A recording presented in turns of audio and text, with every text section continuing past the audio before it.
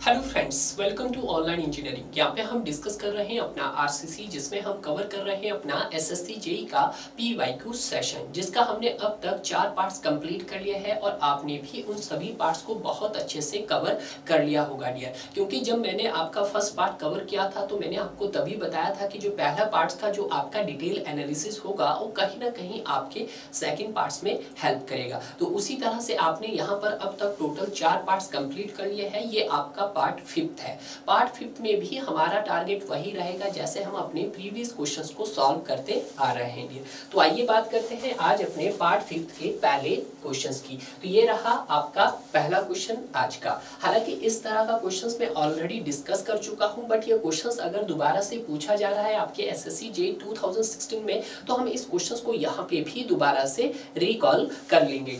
देखिएगा क्वेश्चंस में क्या बोला गया है। क्वेश्चंस में बोला है कि in the design of pre-stressed concrete structures, which of the following limit states will come under the serviceability? कि क्या करते हैं कि जब आप आरसीसी स्ट्रक्चर्स बनाते हैं और किस कंडीशन में under the serviceability limit state में कौन से फैक्टर कंसीडर किए जाते हैं। तो अगर हम बात करते हैं यहाँ पे सबसे पहले लिमिट स्टेट मेथड की, किसकी बात करेंगे सर? यहाँ पर हम लिमिट स्टेट मेथड की बात करेंगे। तो लिमिट स्टेट मेथड्स में मैंने आपको पहले भी बताया था कि डियर इसके कितने पहलू होते हैं सर? इसको 2 पार्ट्स में कवर किया जाता है। अब ये 2 पार्ट्स कौन से होते हैं? इसमें आपका एक पार्ट्स रहता है लिमिट स्टेट ऑफ कोलैप्स। कौन सा रहता है सर आपके पास? लिमिट स्टेट ऑफ कोलैप्स रहता है, बिल्कुल सही रहता है। और दूसरा पार्ट्स जो आपके क्वेश्चंस में पूछा गया है, limit state of serviceability, limit state of serviceability. ठीक है, क्लियर है? तो ये चीजें आपको समझ जानी चाहिए कि जब हम लिमिट स्टेट ऑफ कोलैप्स की बात कर रहे होंगे तो इस कंडीशंस में हमारा जो स्ट्रक्चर्स हो रहा होता है वो क्या कर रहा होता है? बन रहा होता है। बट जब हम बात करते हैं लिमिट स्टेट ऑफ सर्विसिबिलिटी में, तो इस कंडीशन में आपका स्ट्रक्चर पूरा बन के तैयार हो गया होता है डियर। क्लियर है? क्या वो सर्विस लायक है या नहीं है, क्योंकि यहाँ पे नाम में ही आपका मेंशन लिखा है। अगर मैं बात करता हूँ लिमिट स्टेट ऑफ कोलैप्स की, तो ये किस तरह की अप्रोच है? तो ये आपके पास प्रोबेबिलिस्टिक अप्रोच है। तो ये आप फर्स्ट पॉइंट यहाँ पे लिख सकते हैं कि it is based on probabilistic approach. कैसी है सर? प्रोबेबिलिस्टिक अप्रोच है। ठीक है, अगर मैं बात करता हूं किसकी? आपकी दूसरे वाले की, तो दूसरे वाले भी आप बता सकते हैं क्योंकि मैं इसको ऑलरेडी डिस्कस कर चुका हूं। तो इट इज बेस्ड अपॉन, जब अगर हम बात करते हैं लिमिट स्टेट की, तो ये किस तरह की है? बेस्ड ऑन प्रोबेबिलिस्टिक के लिए इसका क्या आएगा? Deterministic approach. डिटर्मिनिस्टिक अप्रोच कैसी अप्रोच है आपकी? डिटर्मिनिस्टिक अप्रोच है। क्लियर है? यानी कि प्रोबेबिलिस्टिक अप्रोच का मतलब क्या होता है कि ये आपके पास एक इमेजिनरी है। ठीक है, बट हम बात करते हैं डिटर्मिनिस्टिक की बात, तो डिटर्मिनिस्टिक का मतलब क्या है कि सर यहाँ पे जो भी शेप होगी आपके स्ट्रक्चर की वो एक्चुअल होगी, यानी कि स्ट्रक्चर आपका बना होगा डियर। क्लियर है? तो ये चीज आपको ध्यान रखना है। तो इसके अंदर कुछ फ्लोइंग अंडर फैक्टर्स आते हैं। कौन कौन से आते हैं? तो यहाँ पे लिखिएगा अंडर दी फ्लोइंग्स फैक्टर्स। कौन कौन से फैक्टर्स आते हैं वो जो आपको ध्यान रखना है। ठीक है, ये आप ध्यान रखिएगा। किसकी बात कर रहे हैं हम? लिमिट स्टेट ऑफ कोलैप्स की बात कर रहे हैं। और जब हम लिमिट स्टेट ऑफ सर्विसिबिलिटी की बात करेंगे तो इसमें भी कुछ अंडर दी फ्लोइंग्स फैक्टर्स आएंगे। वो कौन से आएंगे वो आप देख लीजिएगा। देखिएगा, अगर रटेंगे तो याद नहीं रहेगा, अगर समझ के करेंगे तो सारी चीजें आपको बिल्कुल टिप्स पे रहेगी। जब आप अपने स्ट्रक्चर्स को बना रहे होंगे तो आपको किन किन बातों का ध्यान रखना होगा? आपको देखना होगा कि जो भी हम स्ट्रक्चर कंस्ट्रक्ट कर रहे हैं तो सर उसमें किसी भी प्रकार का बेंडिंग नहीं आनी चाहिए। बेंडिंग नहीं आनी चाहिए मतलब वहां पे किसी भी प्रकार का फ्लेक्सुरल कंडीशन नहीं आनी चाहिए। तो मैं लिख देता हूं, पहला फ्लेक्सुरल हो गया। दूसरा सर वहां पे आपका टेंशन जनरेट नहीं होना चाहिए, टेंशन जनरेट नहीं होना चाहिए। दूसरा, तीसरा आपका कंप्रेशन जनरेट नहीं होना चाहिए। और आपके स्ट्रक्चर के ऊपर किसी भी प्रकार का शेयर रजिस्ट नहीं करना चाहिए। It is the under of limit state of collapse की बात की हमने। बट जब हम बात करते हैं लिमिट स्टेट ऑफ सर्विसिबिलिटी, यानी कि अब आपका स्ट्रक्चर बन गया है, तो अब आप क्या देखेंगे वहां पर कि सर क्या वो सर्विसेबल लायक है? तो यहाँ पे देखेंगे हम उसकी ड्यूरेबिलिटी चेक करेंगे। तो मैं यहाँ पे ड्यूरेबिलिटी भी लिख देता हूँ। ड्यूरेबिलिटी आ गया आपके पास। ठीक है, उसके बाद आपका सर डिफ्लेक्शन भी इसके अंदर आता है। सर डिफ्लेक्शंस हो गया आपके पास। डिफ्लेक्शंस के अलावा सर हम क्रैकिंग भी इसके अंदर आ गया है। क्रैकिंग के बाद आपके पास यहाँ पे एब्रेशंस की बात की जाएगी तो एब्रेशंस भी इसके अंदर आ गया।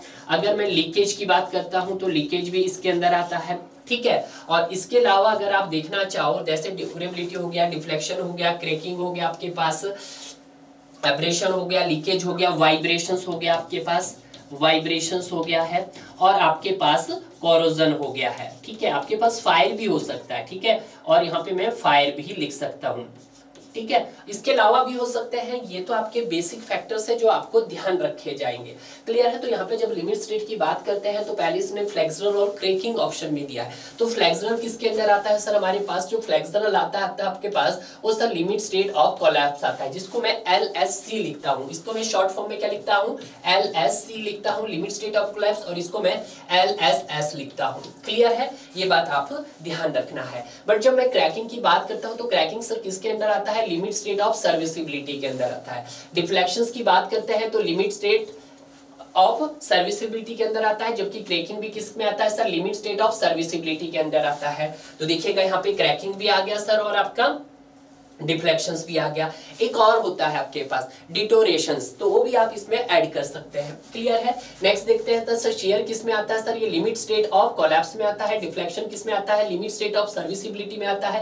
Cracking limit state of serviceability में आता है। शेयर किस में आता है sir, limit state of collapse में आता है। डिफ्लेक्शन किस में आता है, लिमिट स्टेट ऑफ सर्विसिबिलिटी में आता है। तो आपके पास जो क्वेश्चन पूछा गया है वो आज तो सर्विसिबिलिटी का पूछा गया है। तो सर्विसिबिलिटी में जो हमारे पास राइट आंसर आ रहा है वो डिफ्लेक्शन एंड क्रैकिंग आ रहा है, यानी इसका राइट आंसर क्या हो गया है आपके पास, बी हो गया है। क्वेश्चन का पूरा पोस्टमार्टम कर दिया। किसी भी तरह का क्वेश्चन दे दे यार तो आप क्वेश्चंस को बहुत अच्छे से सॉल्व कर सकते हैं। अब यहाँ पे मूव करते हैं हम अपने नेक्स्ट क्वेश्चन की तरफ। नेक्स्ट क्वेश्चंस भी ये क्वेश्चंस मैं आपको बार बार रिवाइज करवा चुका हूँ। अगर आपने इस क्वेश्चंस को भी अच्छे से कवर किया होगा, अब तक हमने 4 पार्ट्स कवर किए हैं और चारों ही पार्ट्स में मुझे इस तरह का क्वेश्चन देखने को मिला है डियर, क्लियर है।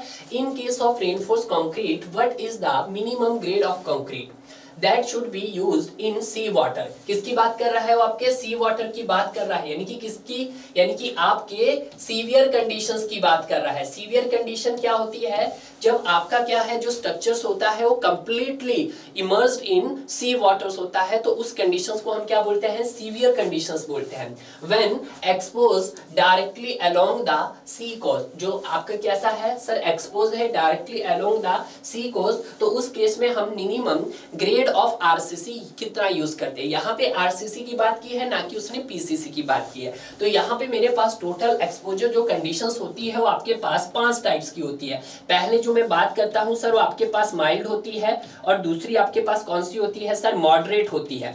तो ये होती है सर आपके पास माइल्ड होती है, मॉडरेट होती है, और आपके पास सीवियर होती है, और आपके पास वेरी सीवियर होती है।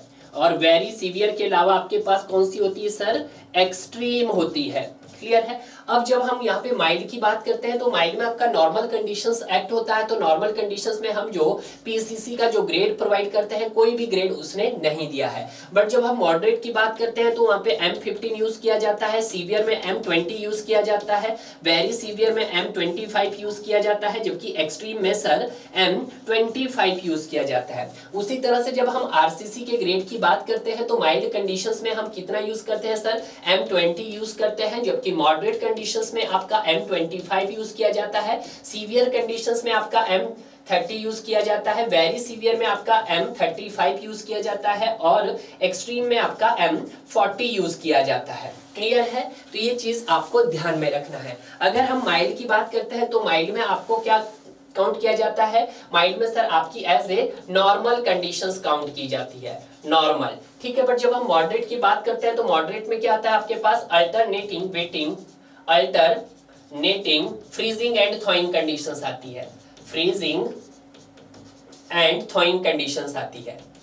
फ्रीजिंग एंड थॉइंग कंडीशन मतलब ऐसा जहां पे बर्फ क्या हो रहा है, आपका जम रहा है और पिघल रहा है। बट जब हम बात करते हैं सीवियर कंडीशन में तो ऐसा स्ट्रक्चर जो आपका कैसा हो sir, completely immersed in sea water हो, इमर्स्ड इन सी वाटर, मैं शॉर्टकट्स में लिख रहा हूं क्योंकि मैं बहुत बारी बता चुका। वेरी सीवियर की बात करते हैं तो यहाँ पे सी वाटर स्प्रे आता है आपके पास, सी वाटर स्प्रे आता है। अगर हम बात करते हैं आपके एक्सट्रीम में, तो एक्सट्रीम में हमारे पास टाइडल जोन आते हैं। क्या आते हैं सर आपके पास?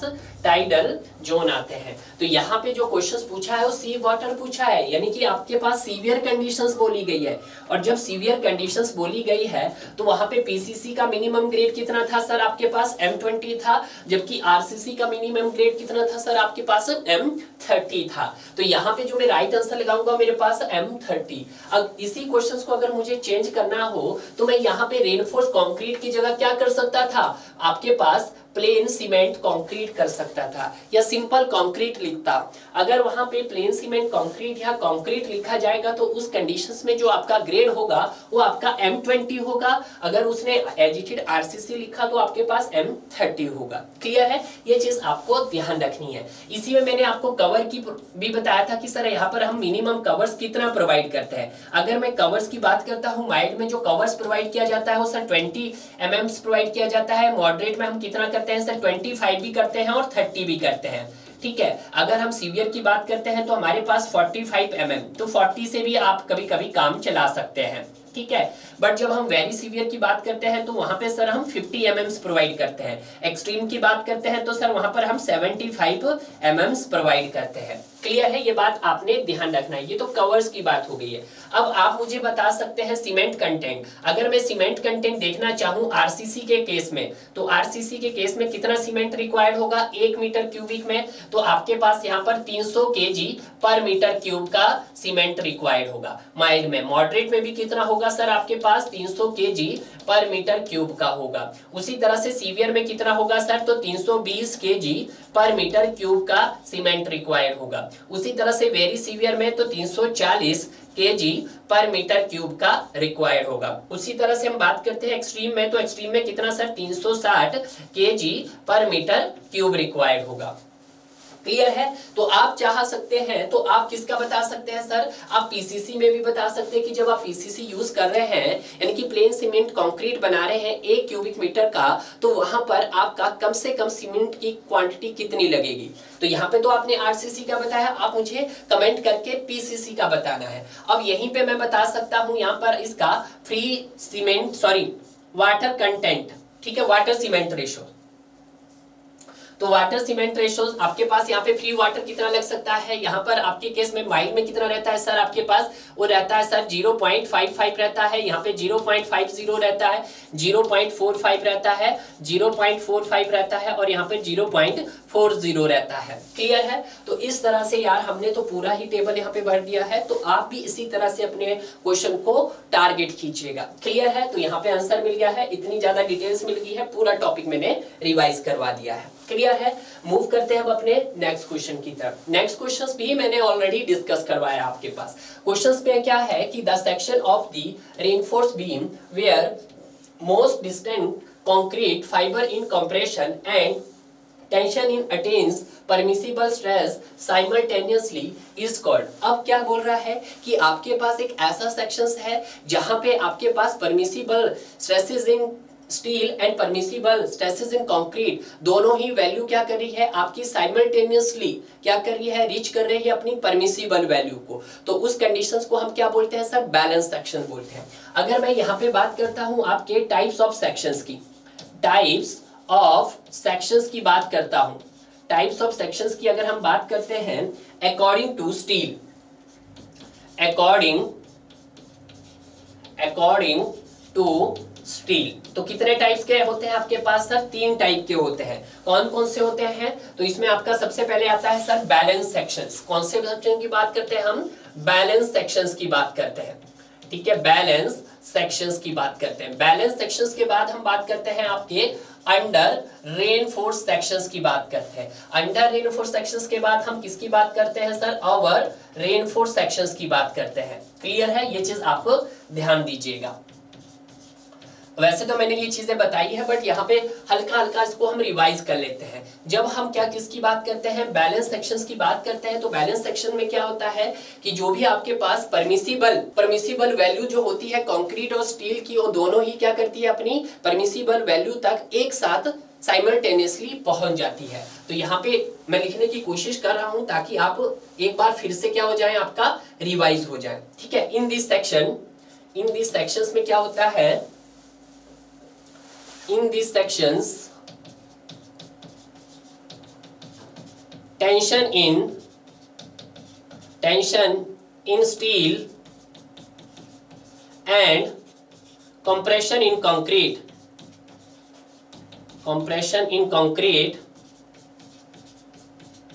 to reach its simultaneously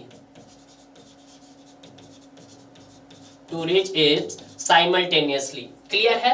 but अगर हम बात करते हैं अंडर रेनफोर्स सेक्शन में, तो फर्स्ट कौन आपका पहुंचता है आपके पास, तो यहाँ पे अंडर रेनफोर्समेंट मतलब वहां पे शरिया कम है। तो जब शरिया कम है मतलब आपका स्टील कम है, तो स्टील अपनी मैक्सिमम परमिसिबल वैल्यू तक पहुंचने की कोशिश करता है। इसमें जो first reach its permissible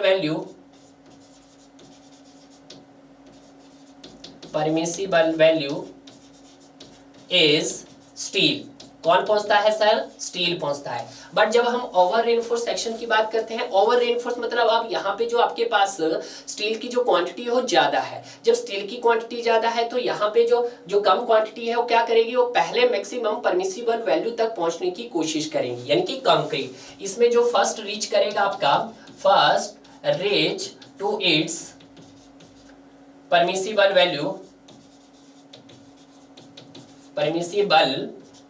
value of concrete, पहले कौन पहुंच करेगा, कंक्रीट पहुंचने की कोशिश करेगा। अब यहाँ पे जब स्टील पहले पहुंच रहा है, यानी कि जो कम होगा वो पहले पहुंचेगा। तो जो पहले पहुंच रहा है स्टील है, तो स्टील किस तरह का मटेरियल है आपके पास, डक्टाइल मटेरियल है या brittle material, sir ductile material है। तो स्टील किस जोन में होता है आपका, टेंशन जोन में होता है। तो हम इसको कौन सा फेलियर बोल सकते हैं सर, टेंशन फेलियर बोल सकते हैं।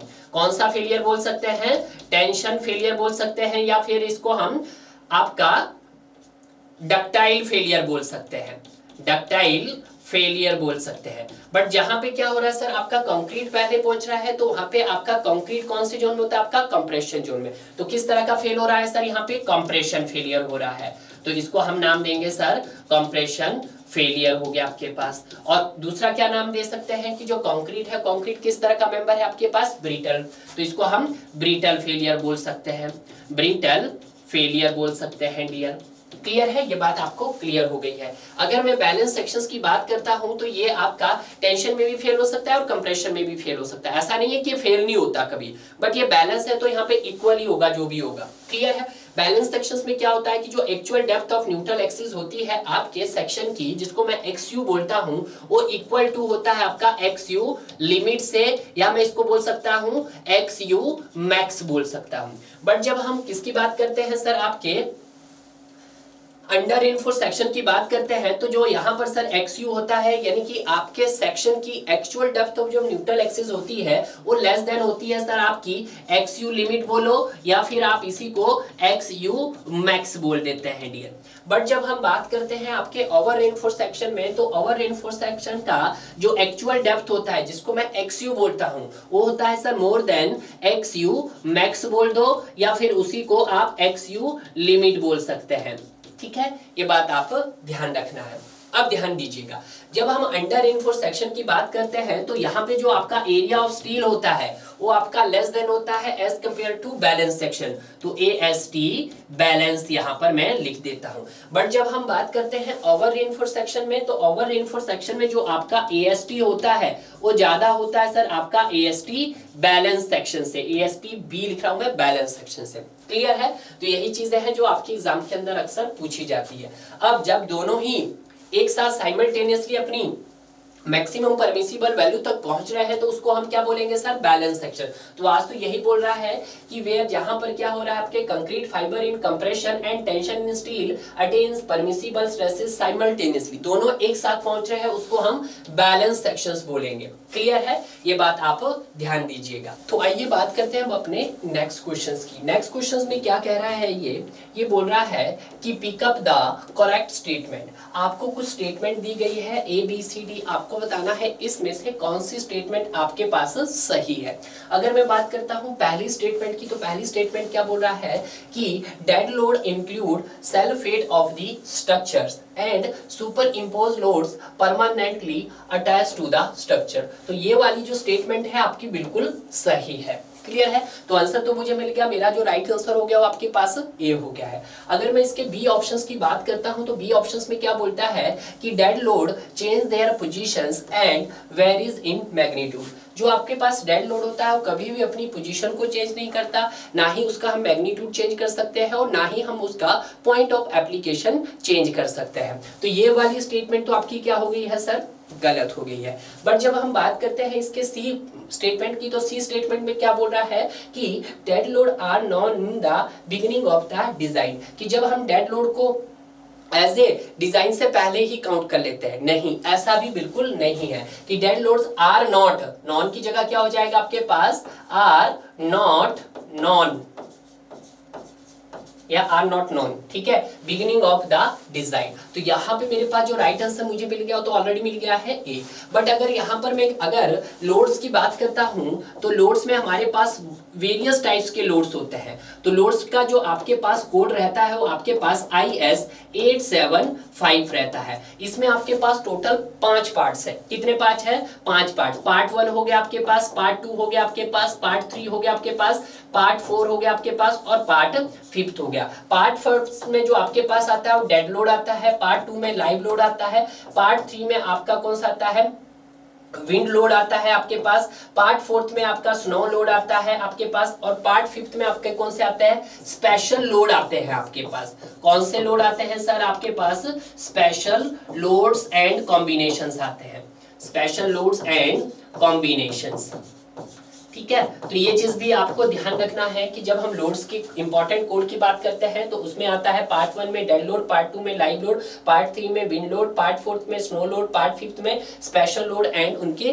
कॉम्बिनेशंस की बात की जाती है। क्लियर है, यहाँ पे जो मैं आपको बताऊंगा और ज्यादातर डेड लोड्स और लाइव लोड्स के बारे में यहाँ पर हम डिस्कस करेंगे। तो सबसे पहले अगर हम बात करते हैं किसकी, आपके डेड लोड की, तो डेड लोड क्या होता है सर हमारे पास, डेड लोड। डेड लोड को आप क्या बोल सकते हैं, self weight of the structure भी बोल सकते हैं। तो मैं लिख रहा हूं sir, it is also known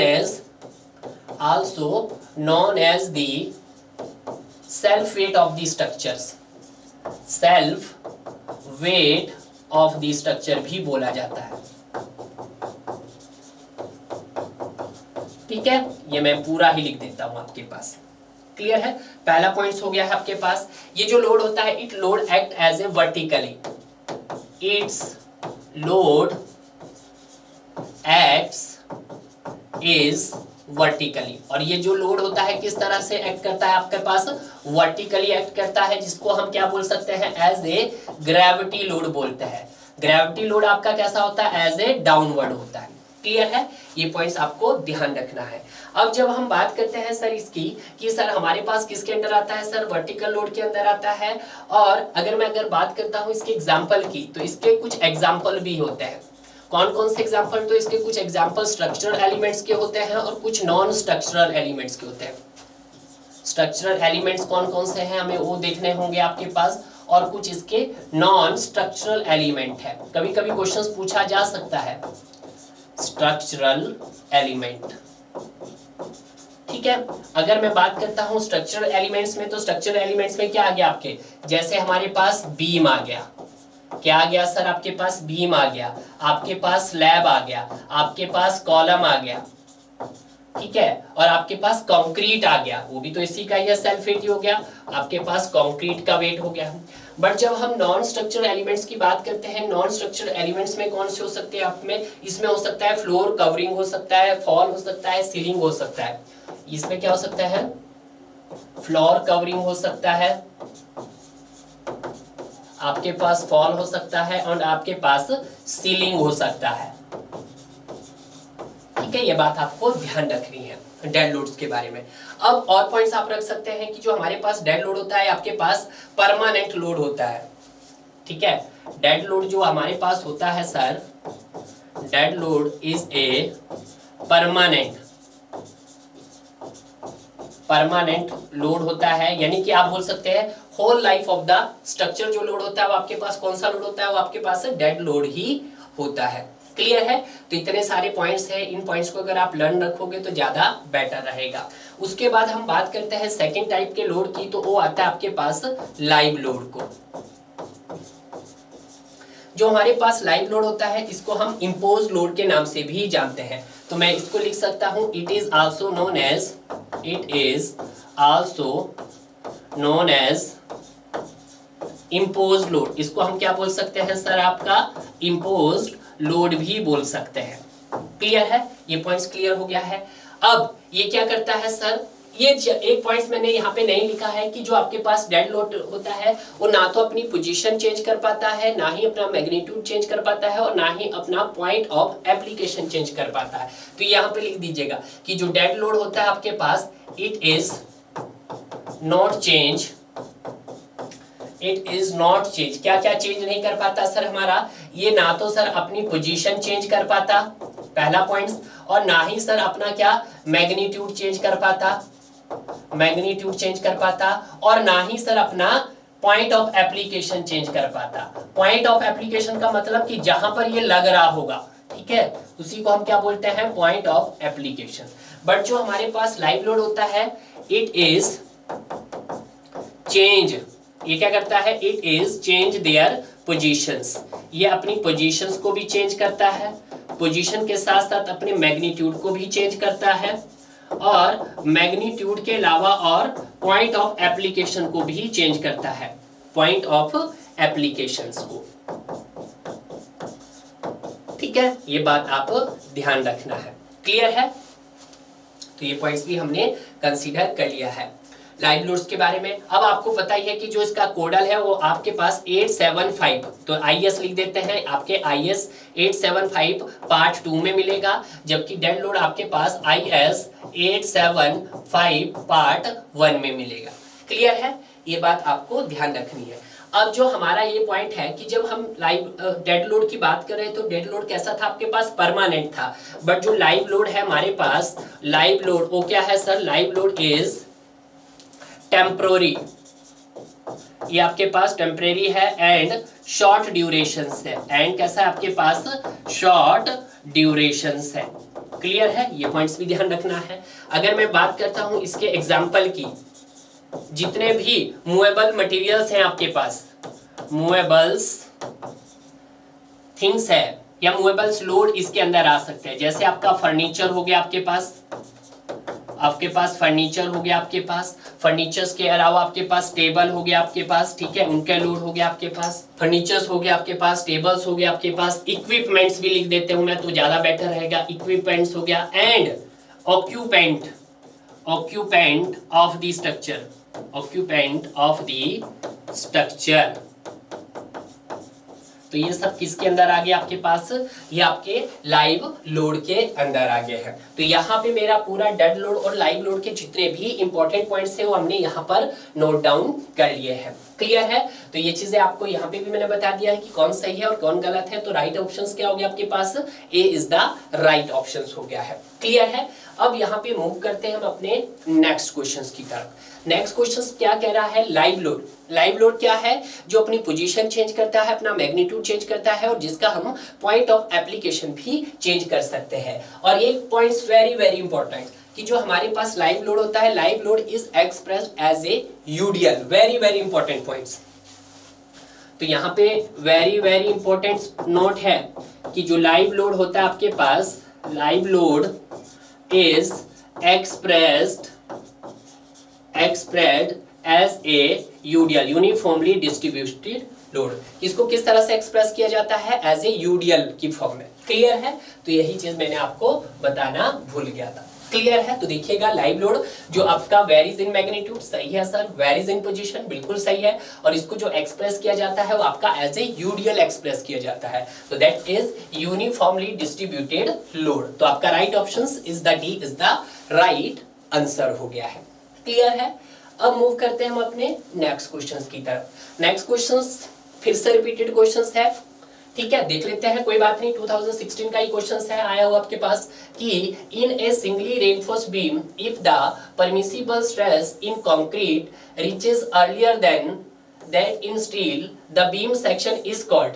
देखिएगा क्या बोल रहा है कि जो परमिसिबल स्ट्रेस इन कंक्रीट है वो रीच कर रहा है पहले, तो जब कंक्रीट पहले रीच कर रहा है तो उसको आपका कौन सा सेक्शन बोलेंगे सर? ओवर रेनफोर्स सेक्शंस बोलेंगे। तो यहाँ पे जो आपके पास ऑप्शन होगा आपके पास बी होगा। ओवर रेनफोर्स सेक्शंस में किस में फेल होता है सर? पहले जिसमें वो पहले पहुंचेगा उसी में फेल होगा, तो आपका कंक्रीट पहले रीच करता है, ठीक है। और अगर मैं बात करता हूं अंडर में, तो अंडर में पहले किस क्या रीच करता है आपके पास? स्टील रीच करता है, तो आप स्टील लिख दीजिएगा यहाँ पर, ठीक है। और हम बात करते हैं क्रिटिकल सेक्शन और इकोनॉमिक सेक्शंस, आपके कोई सेक्शंस ही नहीं होते हैं। क्लियर है? तो 20 का राइट आंसर हो गया है। अब यहाँ पे बात करते हैं हम अपने नेक्स्ट, ये तो अब तक हमने 2016 के क्वेश्चन थे जो आपके एग्जाम के अंदर पूछे गए थे। अब यहाँ पे बात कर लेते हैं एसएससी जेईई 2017 के क्वेश्चंस को। पहला क्वेश्चन क्या है कि जो परमानेंट डायमेंशन चेंज होता है आपका due to loading of concrete is termed as, उसको क्या बोलते हैं? तो सबसे पहले अगर मैं बात करता हूँ किसकी? स्ट्रेन की। तो स्ट्रेन क्या होता है भाई? ये बात तो आप ध्यान रखना है। चेंज स्ट्रेन क्या होता है? It is the ratio of change in length delta L divided by original length, इसको क्या बोलते हैं? हम स्ट्रेन बोलते हैं। बट जब हम बात करते हैं एक्सटेंड की, तो एक्सटेंड क्या होता है? Change of elongation. तो यहाँ पे मैं एक्सटेंड भी लिख देता हूं सर। एक्सटेंड क्या होता है आपके पास? एक्सटेंड होता है चेंज इन एलोंगेशंस, चेंज इन एलोंगेशंस, ठीक है। अगर मैं एम्बिएंट की बात करता हूं, एम्बिएंट की बात करता हूं, तो एम्बिएंट क्या होता है आपके पास? एम्बिएंट, एम्बिएंट भी क्या होता है आपके पास? चेंज इन एलोंगेशन बोलो या फिर इसको स्लोप बोल सकते हैं आप, ठीक है। ये बात आपको ध्यान रखना है। उसके बाद बचा क्या आपके पास? स्ट्रेन बचा। तो स्ट्रेन क्या है आपके पास? परमानेंट डायमेंशन चेंज है due to loading of concrete is termed as strain बोलते हैं। तो आपके पास यहाँ पर स्ट्रेन मुझे ऑप्शंस में मिल गया है। तो यहाँ पे थोड़ा सा आपको एक मैं ग्राफिकल रिप्रेजेंटेशन बनाना चाहूं किस किस के बीच में? आपका क्रीप स्ट्रेन वर्सेस टाइम के बीच में। तो ये ग्राफ बनेगा आपका क्रीप स्ट्रेन वर्सेस टाइम के बीच में।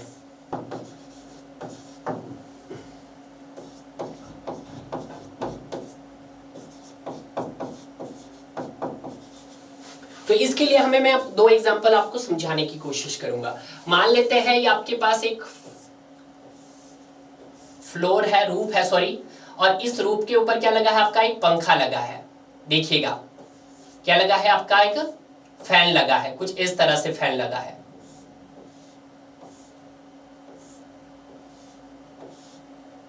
कुछ इस तरह से फैन लगा है। तो अगर आपको यहाँ पे मैं फैन की जो डायरेक्शन बताऊं वो क्या है? फैन की जो डायरेक्शन है वो आपके पास डाउनवर्ड है। तो जब आपका जो फैन रोटेट करेगा वो क्या करेगा आपके पास? कुछ इस वे में रोटेशन देगा। जब इस वे में रोटेशन देगा तो लोड क्या रहेगा आपका? डाउनवर्ड रहेगा। जब आपका लोड डाउनवर्ड एक्ट करेगा तो इसकी जो डायमेंशंस होगी आपके फैन की वो क्या करेगी? चेंज करेगी। तो उसी को हम क्या बोलते हैं? आपका स्ट्रेन बोलते हैं। जैसे हम फॉर एग्जांपल एक मेरे पास एक बीम है, ये मान लेते हैं मेरे पास क्या है सर? एक बीम है। अब इस बीम में मैं क्या करता हूं? कुछ पी लोड लगाता हूं। जब मैं इसके ऊपर कुछ पी लोड लगाऊंगा तो यहाँ पे क्या आएगा? कुछ हल्का सा इसमें एलोंगेशंस होगा, ठीक है। जो इसमें हल्का सा जो एलोंगेशंस होगा उसी को मैं क्या बोलूंगा? इंस्टेंटेनियस क्रीप बोलूंगा। बट कुछ और थोड़ा सा और लोड लगाऊंगा इसके ऊपर तो इसके ऊपर क्या आएगा? एक परमानेंट डिफॉर्मेशंस आएगा। क्लियर है? तो उसी को हम क्या बोलेंगे? हम सर अपना स्ट्रेन बोलेंगे। और जो ये परमानेंट डिफॉर्मेशंस आएगा ये आपका आफ्टर लॉन्ग टाइम दिखेगा आपको। क्लियर है? तो ये चीज आपको यहाँ पर देखनी है, ठीक है। तो जैसे ही हमने यहाँ पर क्या लगाया? लोड अपना एक्ट किया, तो इनिशियल स्टेज में क्या कौन सा स्ट्रेन आएगा? यहाँ पर आपके पास इलास्टिक स्ट्रेन आएगा। ये वाला इलास्टिक स्ट्रेन एक्ट करेगा जिसको मैं क्या बोल सकता हूँ? इंस्टेंटेनियस स्ट्रेन बोल सकता हूँ। तो उसको क्या बोलेंगे सर? हम अपना इंस्टेंटेनियस स्ट्रेन बोलेंगे, इंस्टेंटेनियस स्ट्रेन बोलेंगे हम अपना।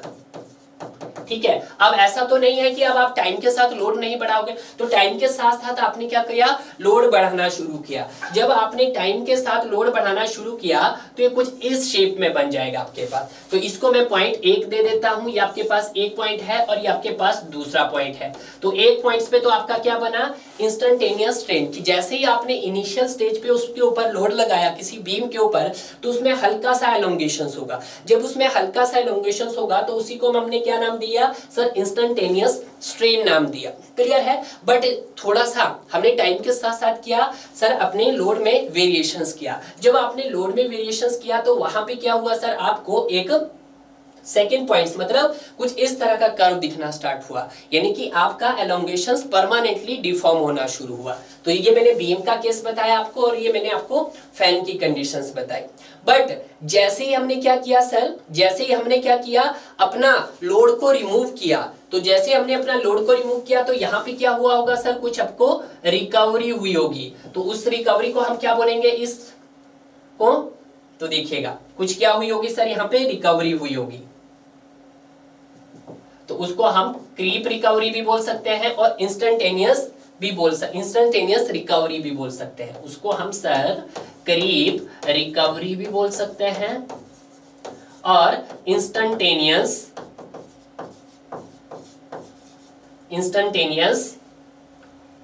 रिकवरी भी बोल सकते हैं।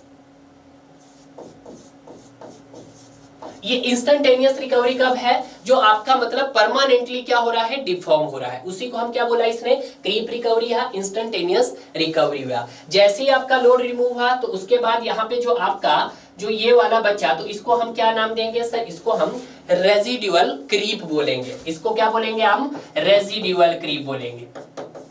रेजिडुअल क्रीप बोलेंगे। रेजिडुअल क्रीप मतलब कि जैसे ही आपने लोड को रिमूव किया होगा, लोड को हटाया होगा, तो ये कुछ कहाँ आने की कोशिश की होगी अपने, इसमें ओरिजिनल शेप में आने की। तो ये वाला जो था मेरे पास, ये मान लेते हैं यहाँ पे आपके पास 2 mm का एलोंगेशन हुआ है, और सेकंड टाइम जब आपने किया, जिसको मैं क्रीप रिकवरी या इंस्टेनियस बोल रहा हूँ, तो वहां पे कितना हुआ होगा सर, आपका 8 mm का हुआ। बट जैसे ही सर आपने लोड रिमूव किया तो आपके पास वहां पे कुछ उसने अपनी शेप में आने की कोशिश की होगी दोबारा, तो मेरे पास वो 4 mm का हुआ होगा वापिस बैक। तो जो 4 mm का हुआ होगा वही तो मेरे पास क्या है, रेजिडुअल क्रीप है। क्लियर है। तो ये चीज आपको यहाँ पर ध्यान में रखनी है। ये ग्राफ भी है, कभी कभी अगर एग्जामिनर आपसे पूछे तो आपको इसको भी बता सकते हैं। क्लियर है। अब यहाँ पर कि जब सर हमारे पास क्रीप क्या होगा, बढ़ेगा, व्हेन, ये इंपॉर्टेंट है, व्हेन क्रीप इज इंक्रीज, कि जब मेरा क्रीप क्या करेगा सर, इंक्रीज करेगा, तो उस कंडीशंस में हमारा क्या क्या होगा वो देखिएगा। व्हेन जब क्रीप इंक्रीज होगा तो जो हमारे पास सीमेंट कंटेंट होगा वो भी हाई हो जाएगा सर। क्या हो जाएगा सर, जो मेरे पास सीमेंट कंटेंट है वो क्या हो जाएगा सर, हाई हो जाएगा। बिल्कुल सही सर कहे आप, सीमेंट कंटेंट हाई हो जाएगा। जब सीमेंट कंटेंट हाई हो जाएगा तो ऑब्वियसली बात है वाटर सीमेंट रेशो भी क्या हो जाएगा, हाई हो जाएगा। वाटर सीमेंट रेशो भी क्या हो जाएगा आपके पास, हाई हो जाएगा। और जब वाटर सीमेंट रेशो हाई हो जाएगा तो ऑब्वियसली बात है वहां पर जो एयर एंट्रेनमेंट होता है वो भी हाई हो जाएगा। तो ये भी आपका एयर एंट्रेनमेंट हाई हो जाएगा, ये याद रखना आपने, ठीक है। एयर एंट्रेनमेंट हाई हो जाएगा। टेम्परेचर उसका बढ़ जाएगा टाइम के साथ साथ, ठीक है। टेम्परेचर बढ़ जाएगा तो जो यहाँ पर जो लोडिंग होगी वो क्या हो जाएगी, अर्ली स्टेज में अकर हो जाएगी। जो यहाँ पे जो लोडिंग होगी आपके पास, loading is occurs early stage, वो कैसे हो जाएगी आपके पास, अर्ली स्टेज में होगी। ये तो सब आपको क्या हुआ है कि अगर क्रीप बढ़ा तो ये चीजें आपकी बढ़ती रहेगी। क्या क्या, सीमेंट कंटेंट बढ़ेगा, वाटर सीमेंट बढ़ेगा, एयर एंट्रेनमेंट में बढ़ेगा, टेम्परेचर आपका बढ़ेगा और आपका लोडिंग क्या हो जाएगा, जल्दी अकर्स हो जाएगी, ठीक है। बट अगर हमारा क्रीप बढ़ रहा है तो कुछ ना कुछ चीजें आपकी डिक्रीज भी होगी, बिल्कुल होगी सर। एग्रीगेट कंटेंट आपका क्या हो जाएगा, लो हो जाएगा। तो ये भी ध्यान दीजिएगा आप, एग्रीगेट कंटेंट इज क्या हो जाएगा आपका, लो हो जाएगा। बिल्कुल सही पॉइंट्स। और क्या लो हो जाएगा सर, आपके पास रिलेटिव ह्यूमिडिटी लो हो जाएगी। आपके पास रिलेटिव ह्यूमिडिटी रिलेटिव ह्यूमिडिटी आपके पास क्या हो जाएगी, लो हो जाएगी। उसके बाद अगर हम बात करते हैं रिलेटिव ह्यूमिडिटी के बाद कि जो आपके पास मेंबर का जो साइज होगा यानी कि थिकनेस होगी वो क्या हो जाएगी सर, कम हो जाएगी। यानी कि साइज कहो या थिकनेस ऑफ द मेंबर बोलो, थिकनेस ऑफ द मेंबर क्या हो जाएगी आपके पास, इज स्मॉल हो जाएगी। ये एडिशनल पॉइंट्स है, इतने एडिशनल पॉइंट्स अगर बता रहा हूं तो इनको याद कर लीजिएगा। क्लियर है? तो राइट आंसर हो गया आपके पास क्रीप हो गया है। क्लियर है? अब यहाँ पे मूव करते हैं हम अपने नेक्स्ट क्वेश्चंस में। नेक्स्ट क्वेश्चंस क्या है कि which IS code gives the details regarding water to be used in concrete. ठीक है, तो आपके पास यहाँ पे 4 डिफरेंट कोड दिए गए हैं, उनको आपको देखना है। तो सबसे पहले मैं IS 456 की ही बात कर लेता हूँ। IS 456 जो आपके पास IS 456 है, इसमें क्या है, आपकी डिटेलिंग है regarding the water to be used in concrete. इसमें क्या है, डिटेलिंग है आपके पास, detailing the water as a used for concrete, कि जो पानी आप कंक्रीट के लिए यूज कर रहे हैं उसकी डिटेलिंग आपको कहां मिलेंगी, आपको IS बोले तो इंडियन स्टैंडर्ड 456 में मिलेंगी। ठीक है, क्लियर है? जिसमें उसने क्या बोला है कि जो भी वाटर आप यूज कर रहे हैं, देखिएगा वेरी वेरी इंपॉर्टेंट, कि जो भी वाटर आप क्या कर रहे हैं, water is used for mixing and curing के लिए जो यूज कर रहे हैं, ठीक है, जो भी वाटर आप क्या कर रहे हैं, यूज कर रहे हैं मिक्सिंग एंड क्यूरिंग के लिए, वो कैसा होना चाहिए आपके पास, वो water is free from injuries, और फ्री फ्रॉम इंजरीज होनी चाहिए, लाइक कि वहां पे किसी भी तरह का साल्ट प्रेजेंट नहीं होना चाहिए, किसी भी तरह की शुगर वहां पे नहीं होना चाहिए वाटर्स में, आपका एल्कली फ्री होना चाहिए, एल्कलीज नहीं होना चाहिए। ठीक है, एल्कलीज नहीं होना चाहिए, और इसके अलावा क्या होना चाहिए आपके पास, अमाउंट्स ऑफ ऑयल। ठीक है, तो ये बात आपने ध्यान रखना है कि जब हम IS 456 में किसकी स्टडी करते हैं, आपकी जो पानी हम कहाँ पे यूज करते हैं, आपके कंक्रीट मिक्सिंग में करते हैं और क्यूरिंग में करते हैं, तो वहां पे ये बोला गया है कि जो भी पानी आप यूज करो कैसा होना चाहिए, आपका फ्री फ्रॉम ऑयल होना चाहिए, आपका शुगर होना चाहिए, मतलब शुगर से फ्री होना चाहिए, साल्ट से फ्री होना चाहिए, एल्कली से फ्री होना चाहिए, एक्सेट्रा। क्लियर है? और आपके जो pH होना चाहिए आपका क्या होना चाहिए, should not be more than 6 होना चाहिए या should not be less than 6 होना चाहिए। ये स्टूडेंट्स के लिए काफी डाउट का सवाल रहता है। क्लियर है? तो यह रखना है कि जो pH आपका should not be less than 6 नहीं होना चाहिए, जो आप पानी यूज कर रहे हैं अपने कंक्रीटिंग के लिए। अब यहाँ पे बात करते हैं IS 383 कोड की। जो IS 383 है, इसमें आपके पास मिलेगा एग्रीगेट की स्पेसिफिकेशंस। क्या मिलेगी? एग्रीगेट की स्पेसिफिकेशंस मिलेगी आपके पास। सर एग्रीगेट की कौन कौन सी स्पेसिफिकेशन मिलेगी? वो चाहे आपके पास कोर्स एग्रीगेट हो, चाहे हमारे पास फाइन एग्रीगेट है। कोर्स एग्रीगेट में आप एज ए एग्रीगेट की स्टडी करेंगे, जिसको आप कोर्स एग्रीगेट भी बोल सकते हैं, और फाइन एग्रीगेट में आपके पास कुछ सैंड की स्पेसिफिकेशंस होगी वहां पर। क्लियर है? कोर्स एग्रीगेट आप कौन से होते हैं, जिनका particle size more than 4.75 mm होता है, उसको हम कोर्स एग्रीगेट बोलते हैं, और जिनका particle size less than 4.75 mm होता है उनको हम फाइन एग्रीगेट बोलते हैं। क्लियर है? नेक्स्ट कोड क्या दिया गया है आपके पास? नेक्स्ट कोड दिया है IS 3012। IS 3012 जो आपके पास IS 3012 है, किसका है ये? आपके पास स्पेसिफिकेशन ऑफ क्रोम मैग्नीज है। स्पेसिफिकेशंस फॉर क्रोम मैग्नीज है। वैसे काम का नहीं है, बट आप इसको भी याद रख सकते हैं। बट अगर हम बात करते हैं IS 565, तो ये किसी भी तरह का कोई भी मेंशन नहीं है, ये नो कोड, कोई भी कोड नहीं है ये आपके पास। तो यहाँ पे ये सारे कोड्स आपको क्लियर हो गए। IS 456, IS 383, IS 3012 भी हो गए हैं। क्लियर है? अब यहाँ पर जो हम देखेंगे, अब अपने नेक्स्ट कोड को डिस्कस करेंगे, सॉरी नेक्स्ट क्वेश्चंस को। नेक्स्ट क्वेश्चन क्या है कि how does an increase the pitch of the roof affects the amount of load that can be placed on it. कि क्या होगा कि जब आपका increase in the pitch of the roof, pitch of the roof मतलब कि जब आप अपने ट्रस के स्लोप को इंक्रीज करोगे तो उसका लोड के ऊपर क्या इफेक्ट पड़ेगा। सिंपल सा फंडा है कि जितना ज्यादा आपका स्लोप होगा उतना ज्यादा हमारे पास उतना कम वहां पे क्या करेगा, आपका लोड एक्ट करेगा। अगर यहाँ पर मैं क्या बनाना चाहूँ, आपके पास एक रूफ ट्रस बनाना चाहूँ, ट्रस की एनालिसिस आप सभी जानते हैं। ये हो गया आपके पास, ये हो गया मेरे पास और ये हो गया मेरे पास, ठीक है। तो यहाँ पर इसकी जो इसको क्या बोला जाता है सर, इसको स्पैन बोला जाता है। End to distance to end distance, इसको क्या बोला जाता है, आपका स्पैन बोला जाता है, ठीक है। और ये आपका यहाँ पे वर्टिकल पोर्शन दिखाई दे रहा है, इसको क्या बोला जाता है सर, इसको राइज बोला जाता है। और आपके पास जो ये दिखाई दे रहे हैं यहाँ से लेके यहाँ तक, इसको पिच ऑफ द रूफ बोला जाता है। क्या बोला जाता है sir, pitch of the roof बोला जाता है। पिच ऑफ द रूफ बोलो या आप इसको स्लोप बोल सकते हैं, ठीक है।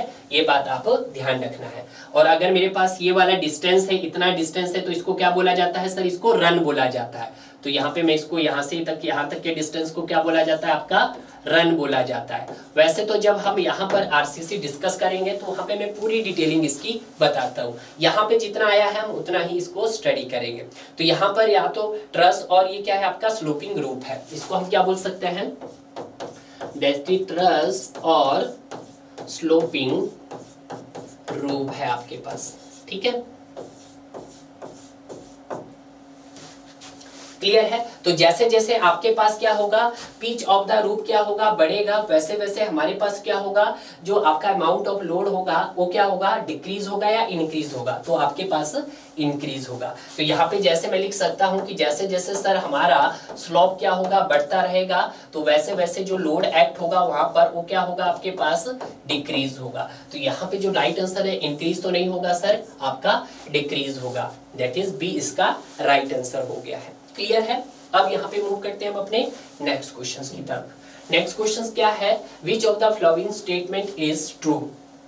इसमें से बताना है कि कौन सी स्टेटमेंट आपके पास सही है। Most of the loads applied to the buildings are environmental load. ऐसा तो जरूरी नहीं है कि ज्यादातर जो लोड है वो आपके इन्वायरमेंटल लोड ही होते हैं। अब ये स्टूडेंट का बहुत बड़ा क्वेश्चन होता है कि सर इन्वायरमेंटल लोड्स होते कौन कौन से। तो यहाँ पे हम सबसे पहले देखेंगे आपके इन्वायरमेंटल लोड्स कौन से।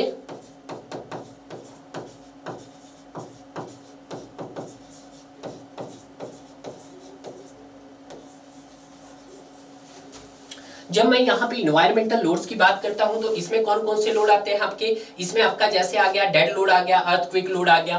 कौन कौन से आगे सर आपके पास, डेड लोड आ गया आपके पास, अर्थक्वेक लोड आ गया आपके पास, ठीक है। और आपके पास कौन सा आ गया सर, रेन लोड, ये भी एक होता है, रेन लोड आ गया आपके पास। और एक कौन सा लोड हो गया आपके पास, रेन लोड के अलावा और कौन सा हो सकता है, स्नो लोड हो सकता है आपके पास, स्नो लोड भी इसमें आता है। स्नो लोड के अलावा और कौन सा हो सकता है आपके पास, थर्मल लोड हो सकता है आपके पास, थर्मल लोड हो सकता है, थर्मल लोड हो सकता है। और आपके पास अर्थक्वेक के अलावा यहाँ पे और कौन सा लोड हो सकता है सर, विंड लोड हो सकता है आपके पास। कौन सा लोड हो सकता है, विंड लोड हो सकता है। क्लियर है। तो ये चीज आपको ध्यान रखनी है। ये जरूरी नहीं है कि आपके पास यही लोड हो, आपका जो भी स्ट्रक्चर है, any structure should be design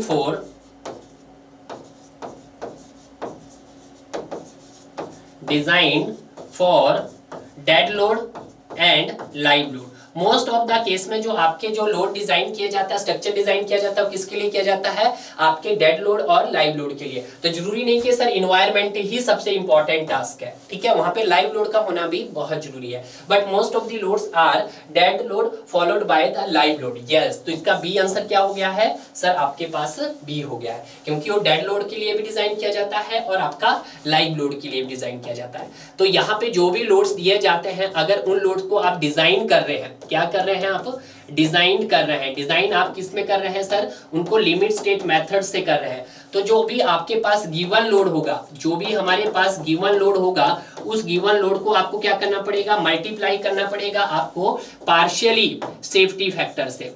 partially safety factor से आपको क्या करना पड़ेगा, उनको मल्टीप्लाई करना पड़ेगा।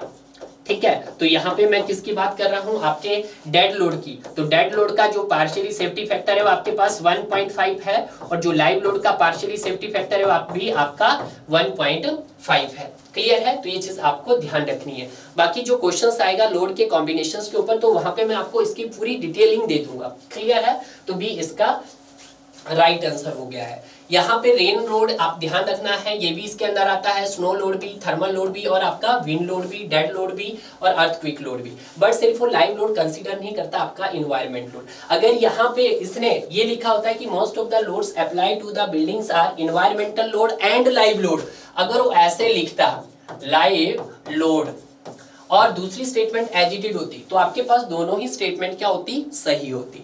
बट उसने लाइव लोड का तो बिल्कुल बात ही नहीं की है, जिसके लिए हम मेनली डिजाइन करते हैं, वो तो होना ही चाहिए था, बट यहाँ पे नहीं दिया है, तो इसका ऑप्शन ये गलत हो गया है। तो जो राइट आंसर हो गया आपके पास बी हो गया है। क्लियर है, तो ये भी आपका सही हो गया है। अब यहाँ पे बात करते हैं हम अपने नेक्स्ट क्वेश्चन की। नेक्स्ट क्वेश्चन क्या है कि when not specified the volume of steel in RCC work is taken as, कि इसमें कोई भी स्पेसिफाई नहीं किया है कि जो आपका volume of steel in RCC work है वो कितना होना चाहिए। तो जब भी हम आरसीसी वर्क करते हैं तो आरसीसी वर्क में आप क्या क्या देखते हैं, आरसीसी वर्क में ये चीज आपको देखना बहुत जरूरी है।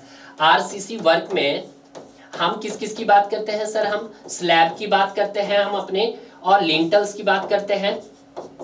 ठीक है, हम किसकी बात करते हैं सर, हम बीम की बात करते हैं हम अपने।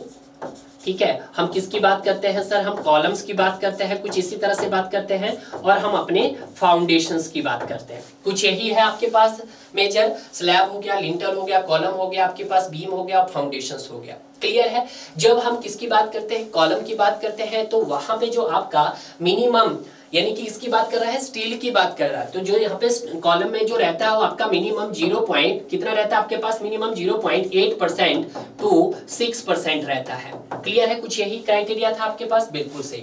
बट जब हम किसकी बात करते हैं, आपके बीम की बात करते हैं, तो बीम के केस में कितना रहता है सर, आपके पास 1 to 2% रहता है। बीम के केस में कितना रहता है सर, हमारे पास 1 to 2%। ठीक है, अगर मैं बात करता हूं आपके स्लैब और लिंटल्स की, तो स्लैब और लिंटल्स में कितना रहता है 0.7 to 1%। तो आप लिख सकते हैं 0.7 to 1% for concrete volume, for concrete volume. ठीक है, तो ये भी आपके पास क्या होगा, फॉर कंक्रीट वॉल्यूम होगा, फॉर कंक्रीट वॉल्यूम।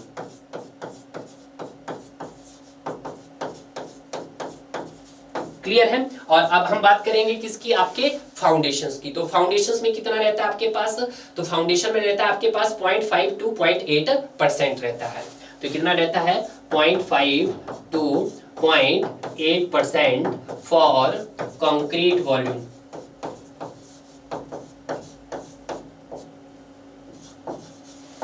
ठीक है, तो आज तो इसमें कुछ भी नहीं दिया है, 1 से 6% के बीच में होता है किसी का सर, 1 से 6 तो नहीं होता है, 0.8 to 6 होता है, तो ये तो नहीं होगा आपके पास। 2 to 4% होता है किसी का सर, 1 to 2% तो होता है सर, ये तो नहीं होता है 2 to 4। 4 to 6% होता है सर किसी का, 4 to 6% तो नहीं होता सर, 0.8 to 6% होता है हमारे पास। ठीक है, अगर हम बात करते हैं किसकी, आपके बीम की, तो बीम में क्या रहता है आपके पास, मिनिमम की क्वांटिटी है। ठीक है, अगर हम बात करते हैं किसकी, आपके पास 0.6 to 1%, तो 0.6 to 1% आपका स्लैब और लिंटल में नियर अबाउट है 0.7 to 1%। तो आपका जो राइट आंसर हो जाएगा वो आपका क्या हो जाएगा, यहाँ पर ये हो जाएगा, और ये किसका है आपका, स्लैब एंड लिंटल का है, स्लैब्स एंड लिंटल्स का है आपके पास। ठीक है, तो यहां से आपको इसका ऑप्शंस भी मिल गया है डियर। अब यहाँ पे बात करते हैं हम अपने नेक्स्ट क्वेश्चंस की। नेक्स्ट क्वेश्चंस क्या है कि what will be the rain loads in PSF.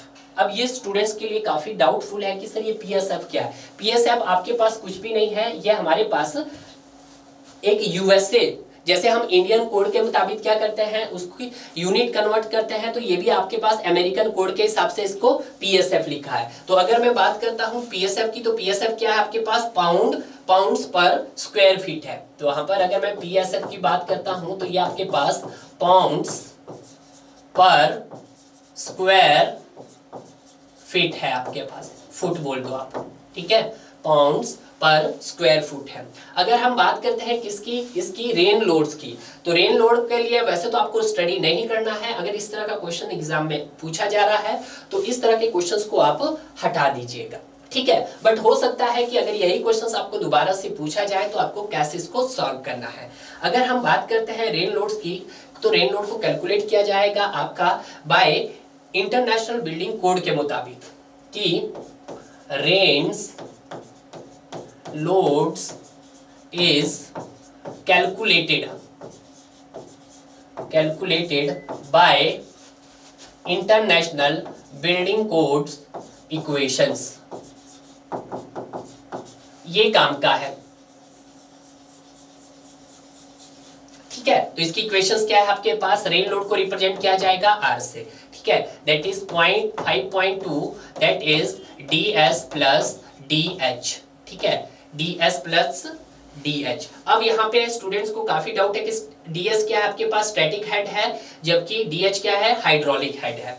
तो ds क्या है आपके पास, ये s बोले तो स्टैटिक हेड, स्टैटिक्स हेड है, ठीक है। अगर मैं बात करता हूँ जो किस में हो गया आपके पास, इंचेस में होगा। अगर मैं बात करता हूँ सर dh की, तो dh क्या है आपके पास, हाइड्रोलिक हेड है, हाइड्रोलिक हेड है। और जो हाइड्रोलिक हेड है आपके पास वो भी क्या होगा आपका, इंचेस में होगा, ठीक है। तो आज जो आपके पास क्या दिया गया है सर, ds दिया है, स्टैटिक हेड दिया है 2 इंचेस, और आपके पास dh मतलब हाइड्रोलिक हेड दिया है 1 इंचेस, ठीक है। तो आप यहाँ पे जब निकालोगे तो r is equal to 5.2, ds बोले तो आपके पास 2 है, 2 प्लस 1, तो आप इसको सॉल्व करोगे तो r आपके पास कितना आ जाएगा, 5.2 को मल्टीप्लाई बाय आप 3 करोगे, 3 दूनी 6, 15.6 psf बोले तो आपके पास पाउंड्स पर स्क्वायर फीट आ गया आपके पास। क्लियर है, पाउंड स्क्वायर फीट मतलब आपके पास ये रेन लोड्स आ गया in case of pressures. Clear है, तो ये चीज आपको यहाँ पर ध्यान में रखना है स्टूडेंट। क्लियर है, तो ये क्वेश्चंस भी हमारा क्या हो गया है आपके पास, क्लियर हो गया है। रेन लोड्स होता है ये एक प्रकार का आपके पास इन्वायरमेंटल लोड है, इन्वायरमेंटल लोड्स है आपके पास। वैसे तो अगर आप मेरे लेक्चर्स देखोगे तो मैंने ये चीजें कुछ बताई है वहां पे, ठीक है, इसलिए लेक्चर्स को बड़े ध्यान से देखिएगा। क्लियर है। अब यहाँ पर बात करते हैं हम अपने नेक्स्ट क्वेश्चंस की। नेक्स्ट क्वेश्चंस क्या है कि flexural strength of concrete is determined. जो फ्लेक्सुरल स्ट्रेंथ ऑफ कंक्रीट है उसको कैसे डिटरमाइन करेंगे आप, मॉडुलस ऑफ रिजिडिटी नहीं sir, modulus of rupture yes sir. मैंने आपको पहले भी बताया था कि जो मेरे पास फ्लेक्सुरल स्ट्रेंथ होती है, फ्लेक्सुरल स्ट्रेंथ बोले तो बेंडिंग स्ट्रेंथ, फ्लेक्सुरल स्ट्रेंथ को हम क्या नाम देते हैं सर, एक टेंसाइल स्ट्रेंथ भी देते हैं, टेंसाइल स्ट्रेंथ भी बोलते हैं सर इसको, tensile strength under bending, under flexural बोलो या फिर अंडर बेंडिंग बोलो। इसी को हम क्या बोल सकते हैं सर, मॉडुलस ऑफ रप्चर भी बोल सकते हैं, मॉडुलस ऑफ रप्चर भी बोल सकते हैं। और मॉडुलस ऑफ रप्चर के अलावा इसको हम क्रैकिंग स्ट्रेंथ भी बोल सकते हैं, क्रैकिंग स्ट्रेंथ भी बोल सकते हैं। तो ये नाम जानना ही काफी है आपके लिए, ठीक है। तो इस केस में जो मेरा FCR होता है वो आपके पास 0.7 रूट ऑफ FCK होता है। FCK क्या होता है आपके पास, कैरेक्टरिस्टिक स्ट्रेंथ होता है, कैरेक्टरिस्टिक्स स्ट्रेंथ ऑफ कंक्रीट होता है।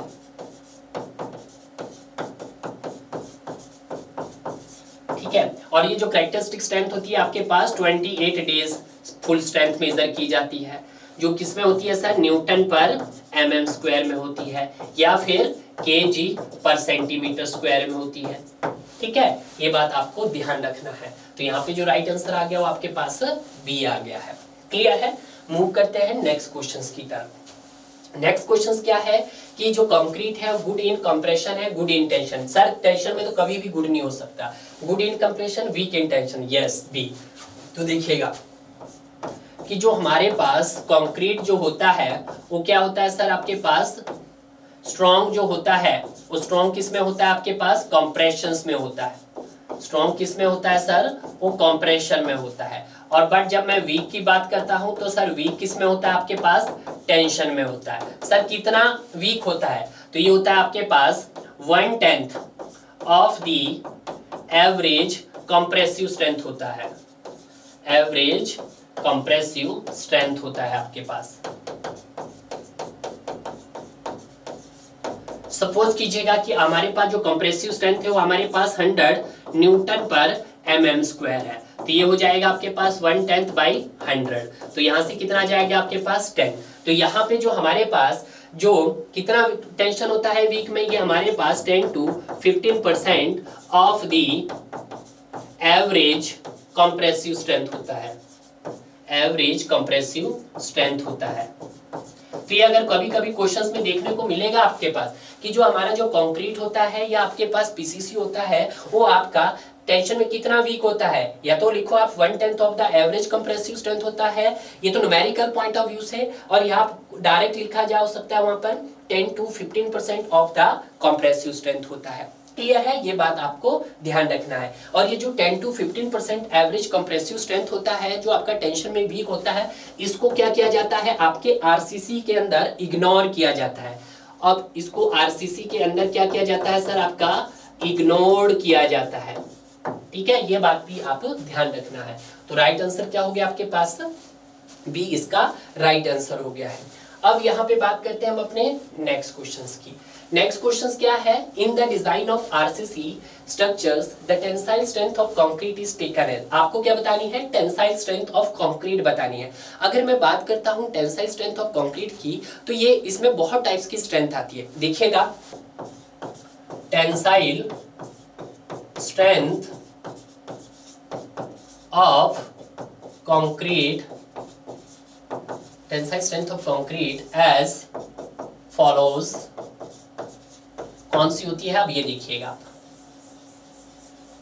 ठीक है, अगर यहां पे ये लिखा होता है टेंसाइल स्ट्रेंथ अंडर फ्लेक्सुरल लिखा होता है, तो उस केस में हम सोच सकते थे कि इसने किसकी बात की है, बट इसने ये नहीं बताया कि सर वो डायरेक्ट टेंसाइल की बात कर रहा है वो या इनडायरेक्ट की बात कर रहा है। क्लियर है, तो देखिएगा जो टेंसाइल स्ट्रेंथ ऑफ कंक्रीट होता है उसमें सबसे पहले जो हम बात करते हैं किसकी बात करते हैं, आपकी फ्लेक्सुरल स्ट्रेंथ की बात करते हैं। किसकी सर, फ्लेक्सुरल स्ट्रेंथ की बात करते हैं, फ्लेक्सुरल स्ट्रेंथ ऑफ कंक्रीट की बात करते हैं, जिसको आप क्या बोल सकते हैं, मॉडुलस ऑफ रप्चर बोलो, चाहे आप इसको direct tensile stress, sorry direct tensile stress तो नहीं बोल सकते, इसको फ्लेक्सुरल स्ट्रेंथ बोल सकते हैं, मॉडुलस ऑफ रप्चर बोल सकते हैं, या क्रैकिंग स्ट्रेंथ बोल सकते हैं, जिसको हम FCR से रिप्रेजेंट करते हैं। उसके बाद दूसरी जो स्ट्रेंथ आती है आपके पास वो स्प्लिटिंग टेंसाइल स्ट्रेंथ आती है। कैसे आती है आपके पास, स्प्लिटिंग टेंसाइल स्ट्रेंथ आती है। और ये जो स्प्लिटिंग टेंसाइल स्ट्रेंथ होती है जिसको मैं FCT से रिप्रेजेंट करता हूँ, ये क्या होती है आपके पास, इनडायरेक्ट मेथड होता है आपके पास टेंसाइल स्ट्रेंथ का। क्लियर है, स्प्लिटिंग के बाद हमारे पास एक और आती है डायरेक्ट टेंशन टेंसाइल स्ट्रेंथ। एक कौन सी आती है, डायरेक्ट टेंसाइल स्ट्रेंथ।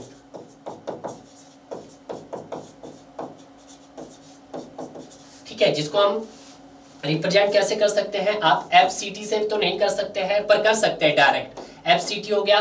बट जो आपके पास स्प्लिटिंग टेंसाइल स्ट्रेंथ होती है आपके पास इनडायरेक्ट टेंसाइल स्ट्रेंथ बोल सकते हैं, इसको इनडायरेक्ट टेंसाइल स्ट्रेंथ बोल सकते हैं। ठीक है, अब देखिएगा अगर आप इनको निकालना चाहो तो अगर आप बात करता हूं फ्लेक्सुरल स्ट्रेंथ की, तो ये क्या होती है आपके पास 0.7 FCK होती है, 0.7 रूट ऑफ FCK होती है। बट अगर मैं बात करता हूँ स्प्लिटिंग टेंसाइल स्ट्रेंथ की, तो ये 2/3 ऑफ फ्लेक्सुरल स्ट्रेंथ होती है, FR होती है, FCR होती है। 2/3 ऑफ फ्लेक्सुरल स्ट्रेंथ बोले तो FCR, तो 2/3 इंटू 0.7 रूट ऑफ FCK होती है। तो हम इसको जब कैलकुलेट करेंगे तो 0.462 रूट ऑफ FCK आएगा। क्लियर है, उसी तरह से मैं बात करता हूँ डायरेक्ट टेंसाइल स्ट्रेंथ की, तो डायरेक्ट टेंसाइल स्ट्रेंथ क्या होती है आपके पास, ये हमारे पास 0.5 FCR, 0.50 FCR टू 0.625 FCR होती है। क्लियर है, ये बात याद रखना। अगर मैं इसका क्या देखना चाहूँ सर, स्प्लिटिंग टेंसाइल स्ट्रेंथ का, अगर मैं ये तो कोडल प्रोविजन है, अगर डायरेक्ट देखना चाहूँ तो ये आपके पास 2P/πDL होता है। ठीक है, ये बात आप ध्यान दीजिएगा। अगर मैं बात करता हूं इनके स्पेसिमन की, कि जो फ्लेक्सुरल स्ट्रेंथ ऑफ कंक्रीट है उसका स्पेसिमन क्या है, इसका स्पेसिमन है आपके पास कि testing of beam under 2 point load और अंडर 4 पॉइंट लोड। तो यहाँ पे जो स्पेसिमन हम यूज करते हैं, स्पेसिमन जो यूज करते हैं वो आपके पास अंडर ए बीम करते हैं, अंडर ए बीम्स करते हैं, यानी कि जो इसको मेजर किया जाता है वो अंडर ए बीम मेजर किया जाता है। वो आपके पास 2 पॉइंट लोड भी हो सकता है और आपके पास 4 पॉइंट लोड भी हो सकता है। क्लियर है। बट जब हम स्प्लिटिंग टेंसाइल स्ट्रेंथ की बात करते हैं तो उसमें इसका जो स्पेसिमन होता है वो कैसे होता है, आपके पास सिलेंडर होता है। कैसे होता है सर, वो आपके पास सिलेंडर होता है। अब जब इसका स्पेसिमन सिलेंडर होता है सर, तो इसका जो डाया होता है सिलेंडर का वो आपके पास 150 mm होता है और सर जो लेंथ होती है उसके पास वो 300 mm होती है। बट जब हम बात करते हैं डायरेक्ट टेंसाइल स्ट्रेंथ की, तो इसके हम स्पेसिमन की जो बात करते हैं वो कैसा होता है सर, हमारे पास रेक्टेंगुलर स्पेसिमन होता है। कैसा होता है सर, हमारे पास वो रेक्टेंगुलर स्पेसिमन होता है। ठीक है, स्पेसिमन मतलब यहाँ पे कि जो आपके पास फ्लेक्सुरल स्ट्रेंथ कंक्रीट है उसको जो मेजर किया जाता है वो अंडर है बीम मेजर किया जाता है 2 पॉइंट लोड और आपका 4 पॉइंट लोड। बट जब हम बात करते हैं स्प्लिटिंग टेंसाइल स्ट्रेंथ, तो इसको जो मेजर किया जाता है आपके स्पेसिमन में वो आपका सिलेंडर रहता है। ठीक है, सिलेंडर का जो डाया रहता है 150 mm रहता है और जब आपके पास लेंथ आपके पास 300 mm रहती है। बट जब हम डायरेक्ट टेंसाइल स्ट्रेंथ की बात करते हैं तो उसका जो स्पेसिमन रहता है वो आपके पास रेक्टेंगुलर इन शेप का रहता है। तो देखते हैं यहाँ पर क्या सर 5 न्यूटन तो किसी का भी नहीं है, 2 न्यूटन ये भी नहीं है, तो यहाँ पे मेरे पास जो आंसर तो नहीं मिला, तो मैं किसके टिक करूंगा सर, नन ऑफ दीज करूंगा। क्योंकि जितनी भी मेरे पास ये अंडर द टेंसाइल स्ट्रेंथ है वहां पे एक चीज तो कॉमन है कि सर ये किस पे डिपेंड कर रहा है, वो उसकी कैरेक्टरिस्टिक स्ट्रेंथ पे डिपेंड कर रहा है। क्लियर है। बट ये मैच नहीं कर रहा है तो यहाँ पे हम कहाँ जाएंगे सर, इसके नन ऑफ दीज के ऑप्शंस पे जाएंगे। क्लियर है। अब यहाँ पे देखेंगे हम अपना नेक्स्ट क्वेश्चन तो अब हमें अगली स्लाइड पे देखेंगे जब हम अपना पार्ट 6 कवर करेंगे। तो इस तरह से मेरा 5 पार्ट्स यहाँ पर कंप्लीट हो गए हैं और पांचों ही पार्ट्स को हमने यहाँ पर बहुत अच्छे से कवर किया डियर। तो बेटर होगा कि जितने भी अब तक पार्ट्स किए हैं उनको आप बहुत अच्छे से कवर कीजिएगा।